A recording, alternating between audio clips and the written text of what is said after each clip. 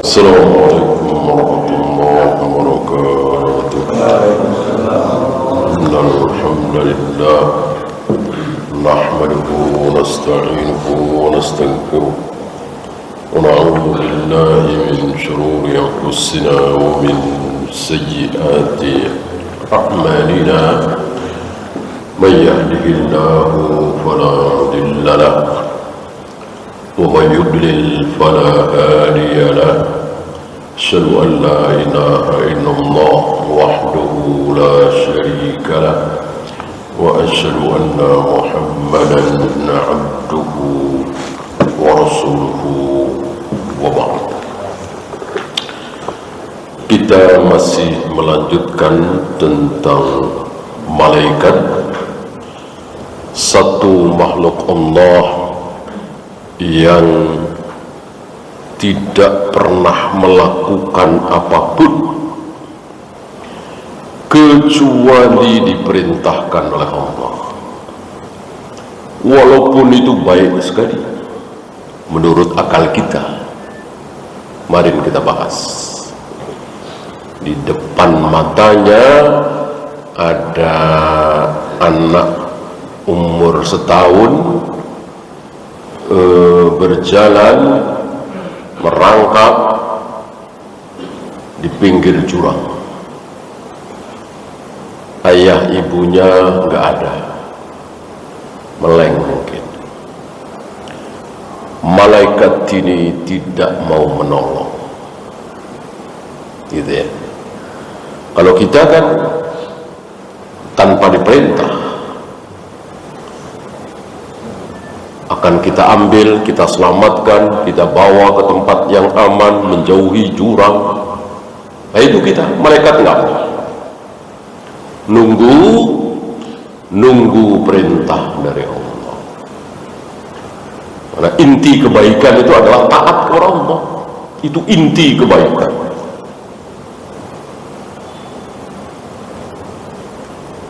Walaupun membunuh, walaupun bahkan membunuh anaknya, menyembelih anaknya, tapi karena itu perintah Allah, itulah kebaikan, itulah amal saleh. Baliknya ada nenek-nenek nyebrang jalan, nenek-nenek tua bongkok umur 85 tahun misalnya, nyebrang jalan, kita seberangin, kita antar ke tempat tujuan, kita berdosa.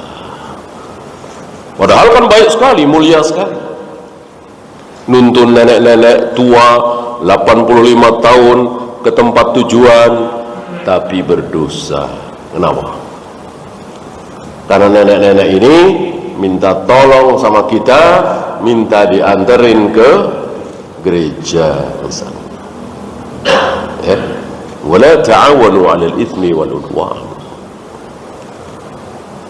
Orang kafir akan mengatakan, kok begitu amat? Ya, bukankah itu mulia, urusan dia ke gereja, urusan dia? Nggak bisa. Wala ta'awanu 'alal itsmi wal 'udwan. Jangan kalian bertolong-tolongan dalam hal dosa. Sama aja si nenek-nenek ini minta dianterin ke api, ya. Anterin saya ke api, mau mencebur ke api, kita anterin, ya sama. Karena ke gereja, ke wihara, ke tempat maksiat, jurusannya adalah neraka. Bolehkah kita anterin? Ya tidak boleh, haram. Orang kafir nggak paham ini. Karena mereka nggak kenal dalil, nggak kenal qala Allah wa qala Rasul.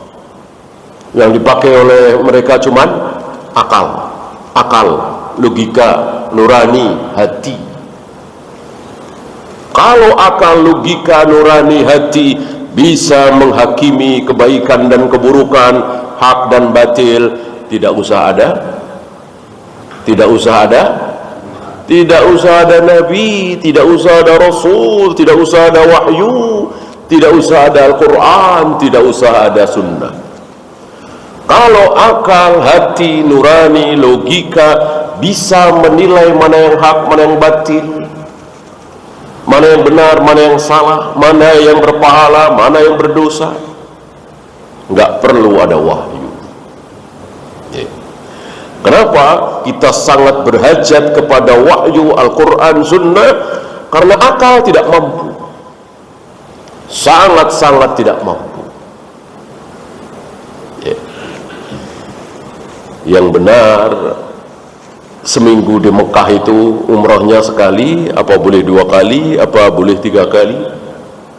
Coba tanyakan kepada akal, nggak bisa jawab, nggak bisa jawab.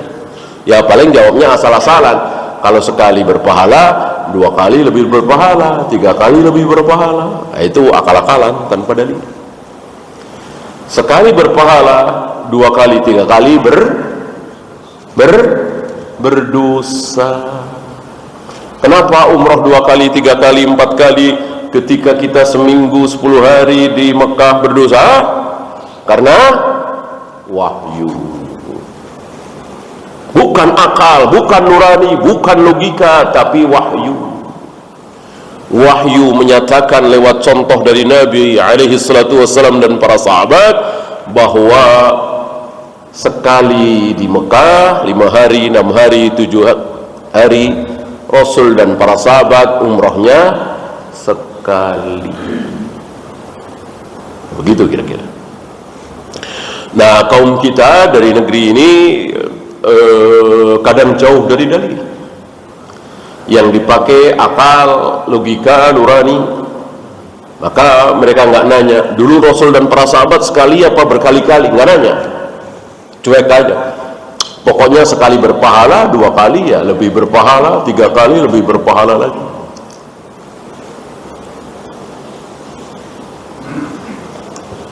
Ngapain dikosor? Waktu banyak. Ngapain dikosor 2 rakaat? Orang kita nggak ngapa-ngapain. Acara udah selesai dari kemarin, kita cuman nunggu kepulangan.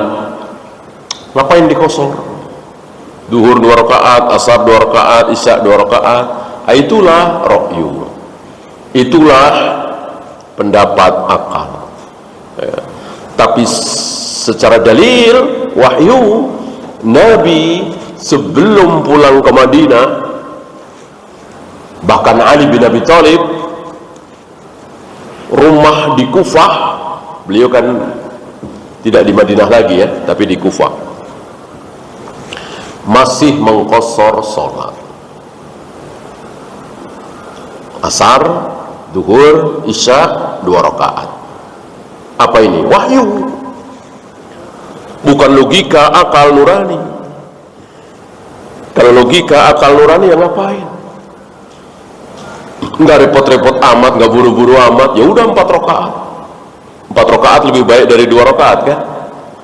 Itu ra'yu, akal. Sedangkan dalil 2. Bahkan Ibnu Umar kan marah ketika setelah mengqashar salat duhur waktu itu ya, ada orang yang salat ba'diyah duhur. Marah Ibnu Umar. Siapa panutanmu? Dijawab Rasulullah. Rasulullah tidak pernah mencontohkan seperti itu. Jadi kalau sudah mengqashar salat, maka qobliyah, ba'diyah tidak ada, tidak disunahkan. Tidak disunahkan ya bid'ah. Kecuali qobliyah subuh. Nah, itu dia wahyu, bukan ra'yu.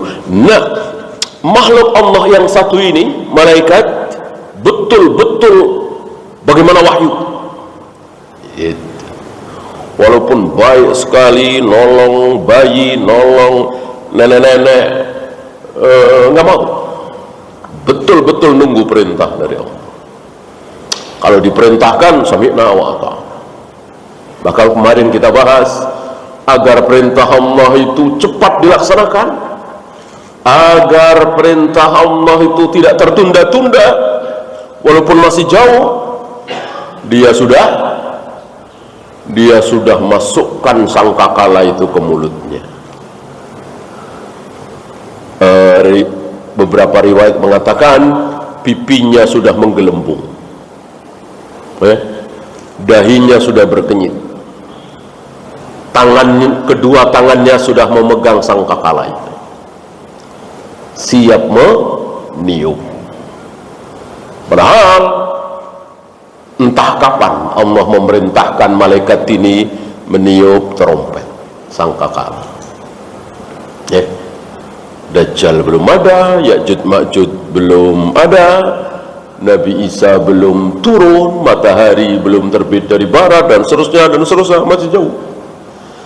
Tapi malaikat ini nggak peduli, karena ketaatannya kepada Allah itu sempurna. Ingin taat kepada Allah dengan sempurna. Beda dengan kita, asal-asalan, males-malesan. Apalagi kalau sempat tidak dinomor satukan, kita sempat ngaji, lagi enak, lagi ingat ngaji. Enggak, film lagi bagus, ya ngaji. Lagi rame ini acara, ya udah nggak usah ngaji. Bahkan sebagian sholat berjamaah begitu. Lagi nggak ada apa-apa, sholat berjamaah. Sibuk sedikit, nggak sholat berjamaah. Itulah kita. Karena itu kemarin kita bahas ya, kita nggak usah sehari ya, mungkin 6 jam 5 jam nggak makan, lapar, nggak minum, haus, lemes, gemetaran, kunang-kunang. Itulah kita. Mendapat kekuatan itu dari makanan minuman. Adapun para malaikat mendapatkan kekuatan dari ketaatan yang sempurna itu. Bisa hidup kuat, luar biasa kuatnya malaikat ya. Antum jangan bandingkan dengan manusia, nggak ada apa-apanya.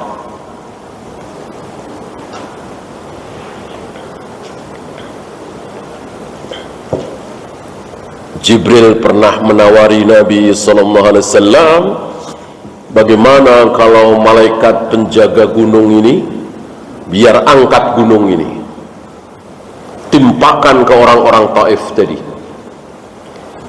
yang mencaci, memaki, menghujat, menyakiti, mengusir engkau tadi. Bayangkan, satu malaikat itu mengangkat gunung. Nggak bisa dibandingkan dengan manusia. Tanpa makan, tanpa minum, tanpa olah fisik, latihan fisik, nggak ada.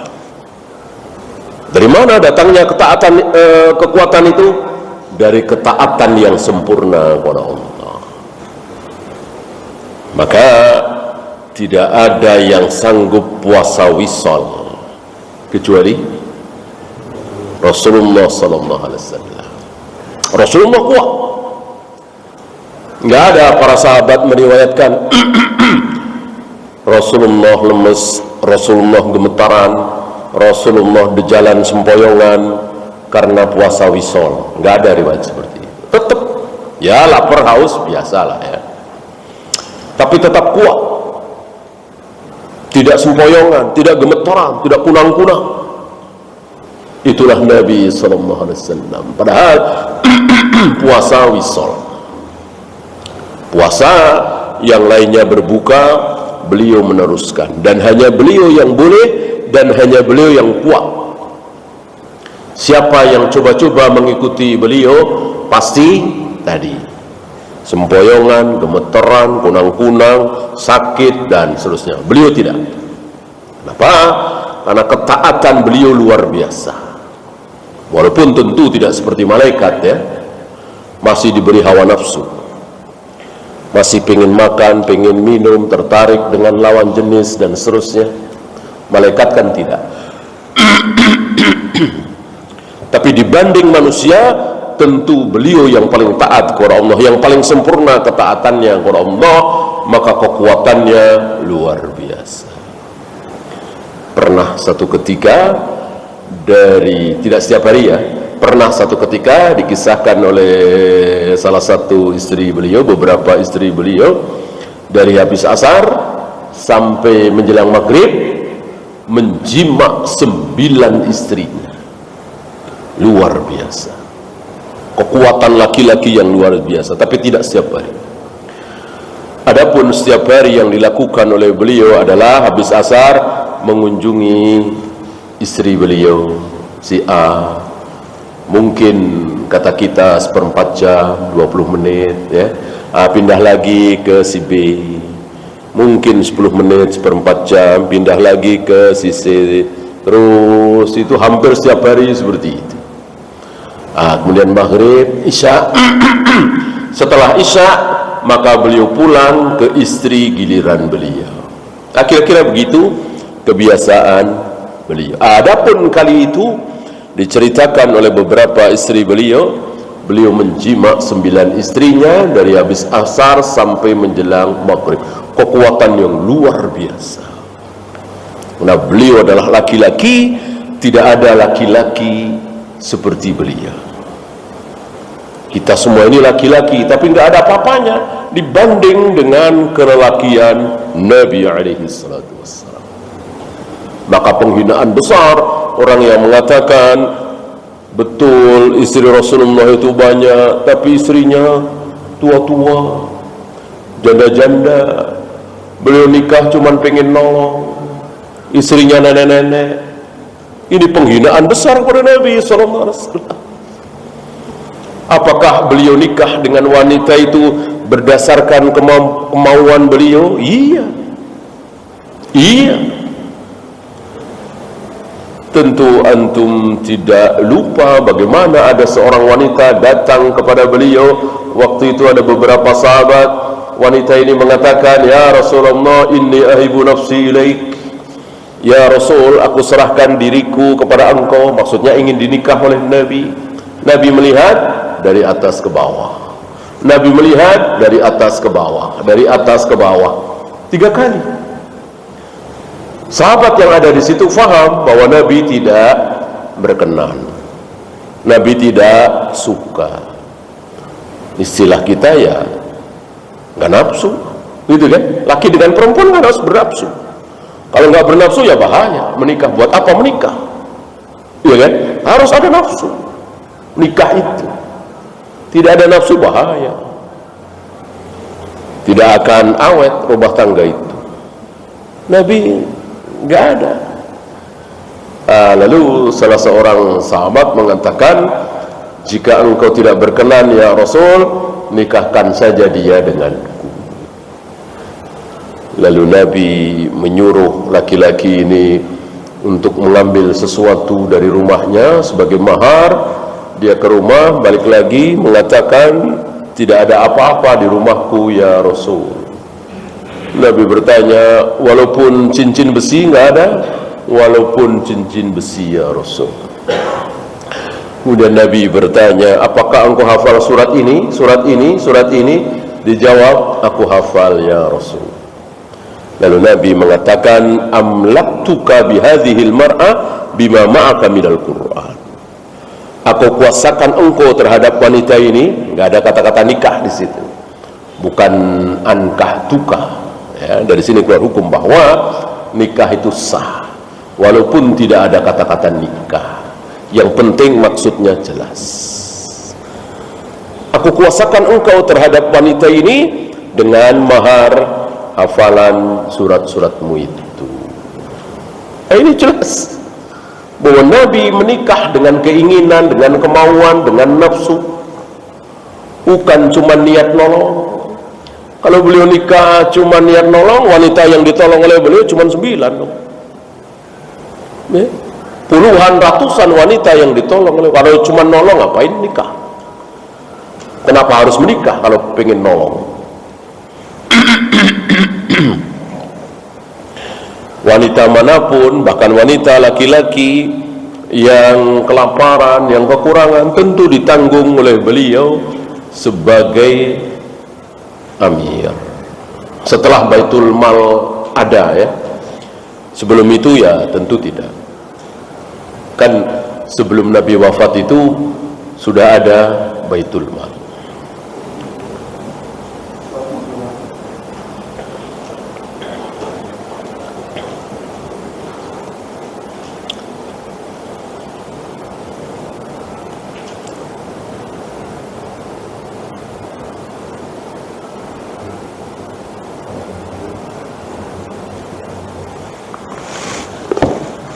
Ini ada ayat saya bacakan.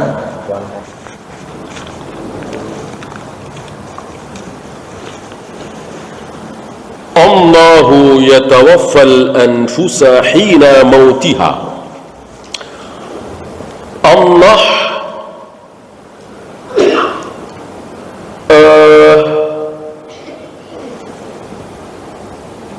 menggenggam nafas, yang dimaksud ruh, hina mautiha, ketika seseorang itu mati. Ketika seseorang itu mati, maka ruhnya berada di genggaman tangan Allah. Wallati lam tamut fi manamiha, dan begitu pula orang yang belum mati, ruhnya juga berada di genggaman tangan Allah fi manamiha, ketika dia apa? Tidur. Jadi dikatakan tidur itu saudaranya mati, karena sama-sama ruhnya berada di genggaman tangan Allah. Itu gaib, nggak ada yang tahu. Yang kita tahu sama-sama merem, sama-sama nggak dengar apa-apa, sama-sama nggak lihat apa-apa, gitu ya. Sama-sama tidak bisa diajak ngomong. Orang mati dengan orang tidur sama aja, gitu. Ya bedanya tentu yang satu masih hidup, yang satu sudah mati. Adapun tidak bisa diajak bicara, tidak bisa melihat, tidak bisa mendengar, sama antara orang mati dengan orang tidur. Ya.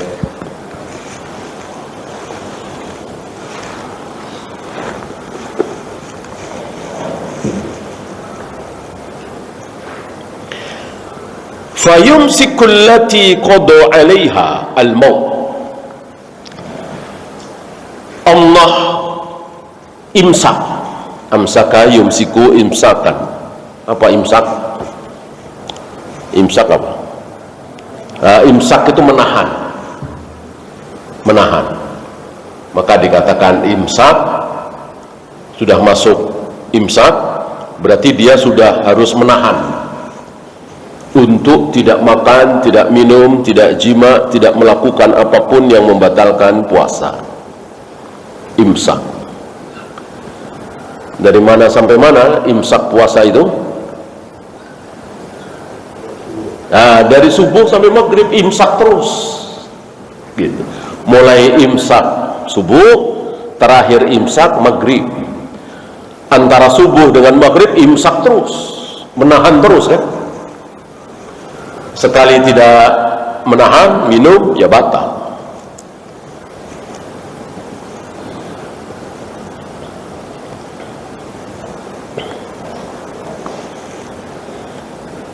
Nah, yang sudah mati itu ditahan terus, berada di genggaman tangan Allah. Tentu ini di luar orang kafir yang terus disiksa, diazab di alam kubur, atau orang yang mati bunuh diri. Orang yang mati bunuh diri kan diancam. Misalnya dia bunuh diri dengan menjatuhkan diri ke jurang, maka dia dijatuhkan ke jurang, dibanting ke jurang sampai hari kiamat. Ya. Kalau dia bunuh diri dengan menusukkan belati ke dadanya, ke perutnya, maka dia akan begitu terus sampai hari kiamat. Ya tentu ruhnya ada di situ. Kalau ruhnya tidak ada di situ, ada di genggaman tangan Allah, ya tentu dia tidak merasakan. Nah, orang kafir, sementara orang-orang kafir itu siksanya terus, siksa kuburnya terus, sebagaimana Fir'aun. Fir'aun itu dalam keadaan timbul tenggelam, kayak apa coba rasanya? Oh, capeknya, pengapnya, panasnya paru-parunya, timbul tenggelam sampai hari kiamat. Dan ditampakkan calon tempat tinggalnya di neraka. Udah berada dalam keadaan seperti itu, setiap pagi dan petang ditampakkan nih salon nerakamu. Inilah orang-orang kafir, waliyadzubillah. Ya. Orang yang beriman dan beramal saleh ditampakkan calon tempat tinggalnya di surga.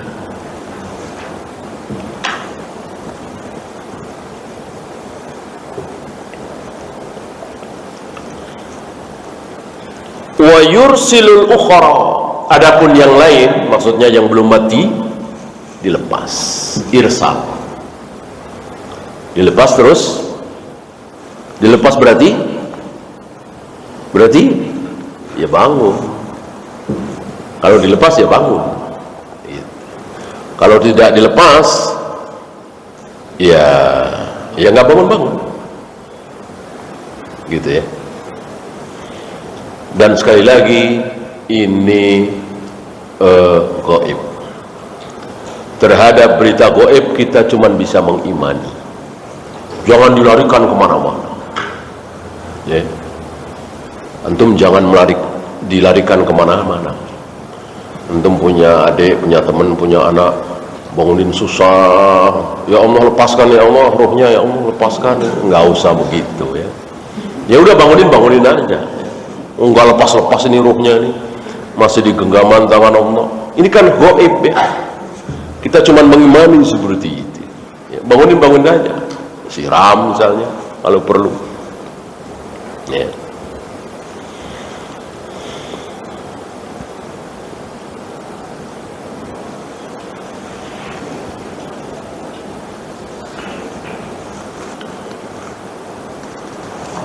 Kemudian tentang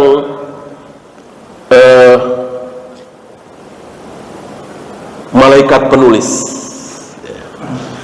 saya bacakan satu kisah cukup menarik pada diri Imam Ahmad bin Hanbal. Insyaallah antum tahu siapa beliau.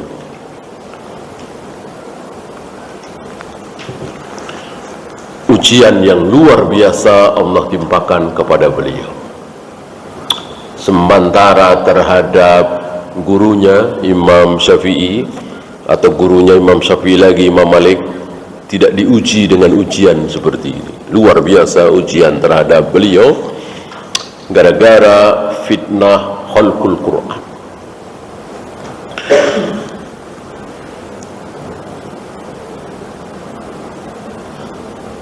Dakhala alaihi wa huwa ya'innu minal waja'.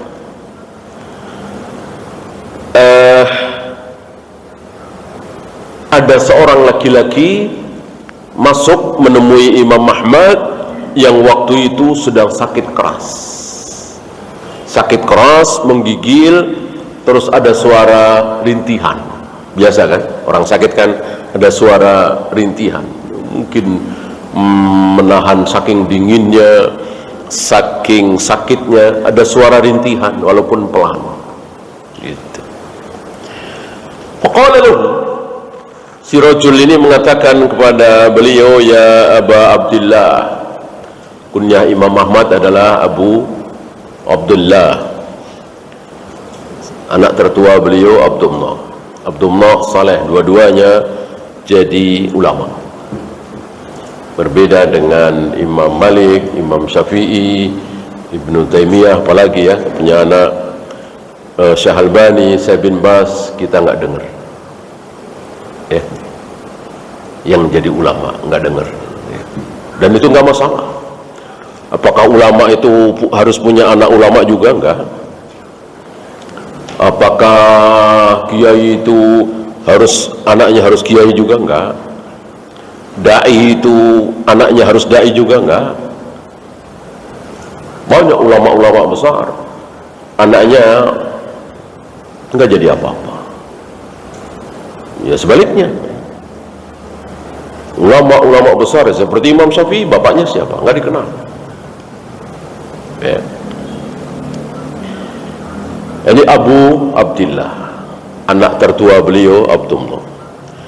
Ya Abu Abdillah, ta'innu wa qad qala Taus. Engkau merintih, padahal Taus mengatakan ini enggak bawa-bawa Rasul. Ya, cuman Taus, cuman sikoh dengan Taus ya. Innal malaka yaktubu hatta aninal mariyum. Yang dicatat oleh malaikat itu bukan cuman ucapan mengandung kebatilan, mengandung yang hak, mengandung halal, mengandung haram, tidak. Rintihan seseorang dicatat juga. Rintihan anin ditulis juga, dicatat juga oleh malaikat.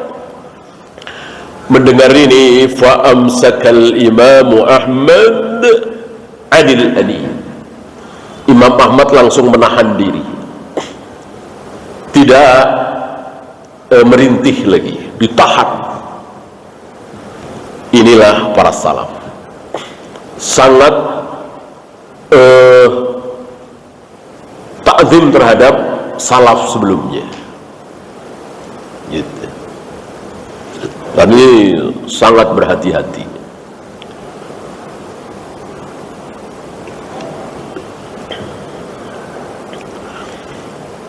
Wahada min ta'zimi athari salaf inda salaf.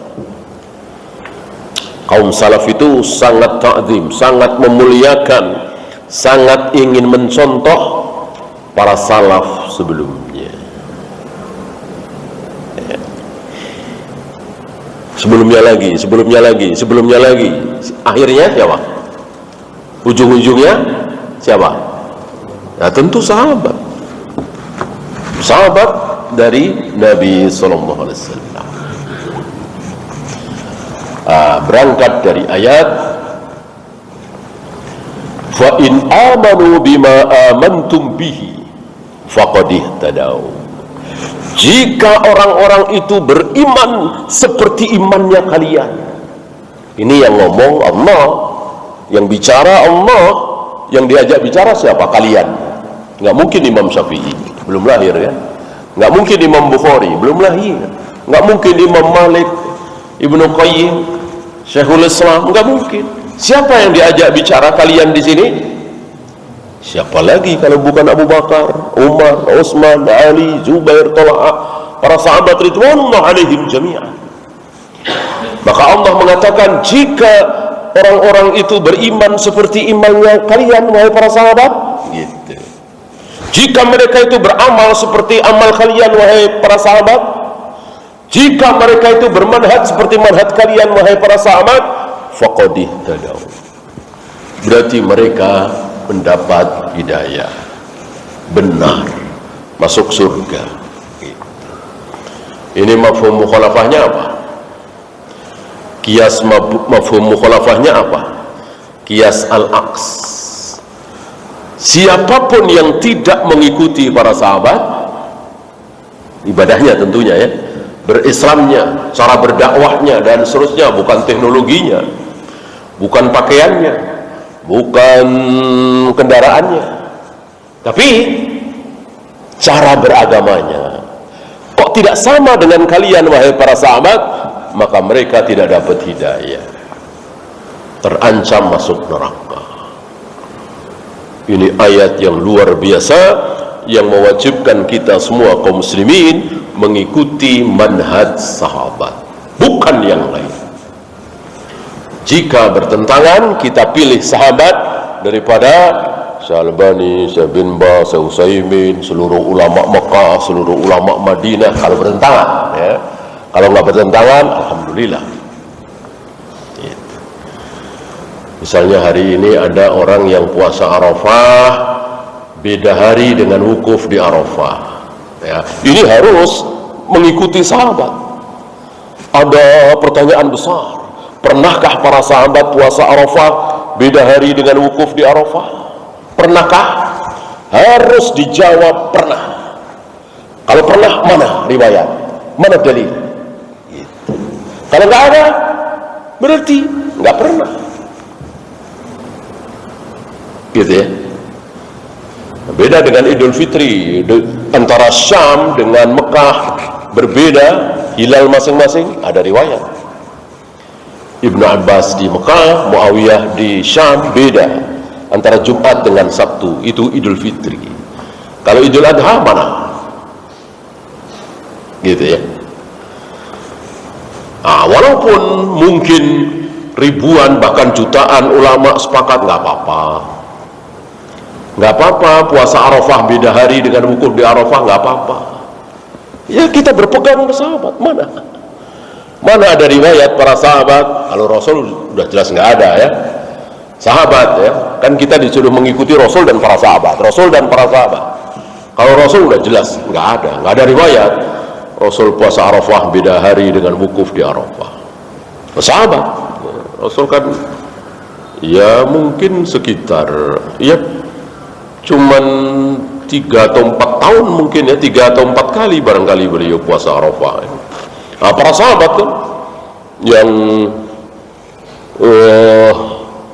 100 kali lebih. Kan sahabat itu habis di tahun 110 atau 111 Hijrah. Nah, berarti 1 abad lebih para sahabat itu hidup di muka bumi ini sepeninggal Nabi SAW. Tidak didapat riwayat. Para sahabat itu berbeda dalam merayakan Idul Adha. Padahal ada yang di Mesir, ada di Syam, ada di Irak, ya. Adapun Idul Fitri ada. Nah, itu kira-kira. Jadi kita harus betul-betul menggigit dengan gigi geraham. Maksudnya begitu. Jangan, ini kan guru kita nih, ini kan syekh kita nih, ini kan majelis ulama nih, ini kibar ulama nih, ini lajnah daimah nih, ini syekh nih. Nggak bisa. Siapapun bisa benar bisa salah, kecuali kesepakatan para sahabat. Yang tidak mungkin salah hanyalah kesepakatan para sahabat.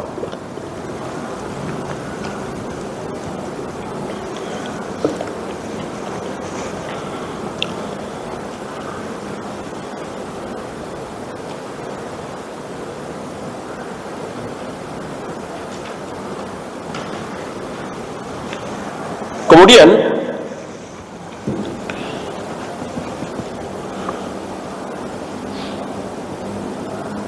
minhum muwakkaluna bisiyahati fil ardi. Di antara malaikat itu ada yang diwajibkan oleh Allah, diperintahkan oleh Allah untuk berjalan, terus berjalan ya. Berjalan, mereka berjalan tidak dengan menapakkan kaki di bumi, tapi terbang, kan masing-masing punya sayap. Ngapain?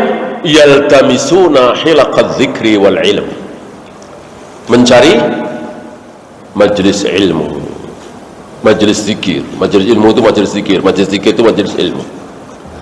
Bukan zikir berjamaah subhanallah subhanallah semua, bukan, itu nggak ada dalam Islam, tidak ada.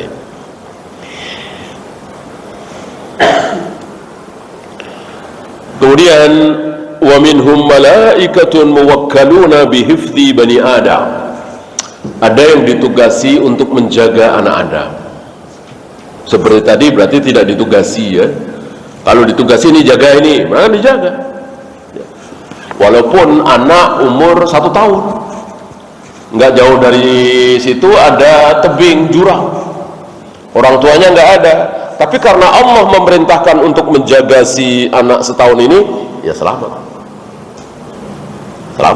Sebaliknya, Allah tidak perintahkan para malaikat menjaga si bocah ini, ya mati, ya terjebur ke dalam jurang. Maka sering kita dengar tabrakan, sekeluarga mati semua, ada anak umur 2 atau 3 tahun selamat. Sering kita dengar. Siapa yang menyelamatkan? Malaikat itu atas perintah Allah. Para imam menyebutnya sebagai malaikat hafadhah, malaikat penjaga.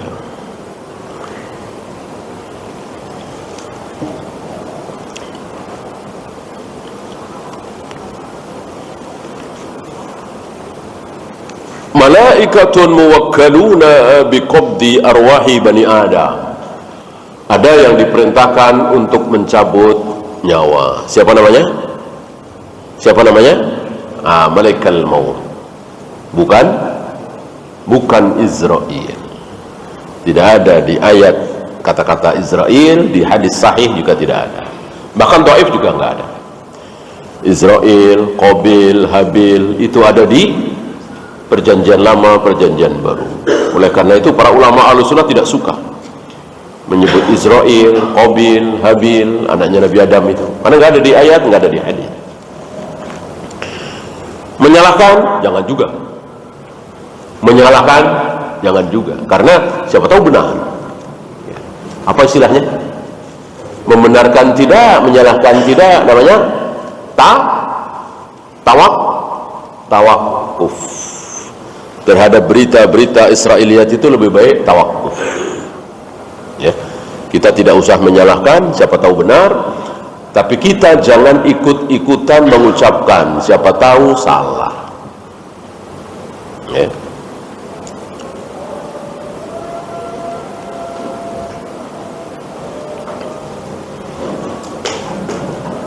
Ya, silakan azan dulu. Sallallahu ala Muhammadin sallallahu alaihi wasallam wa akhiru da'wana alhamdulillahi rabbil alamin.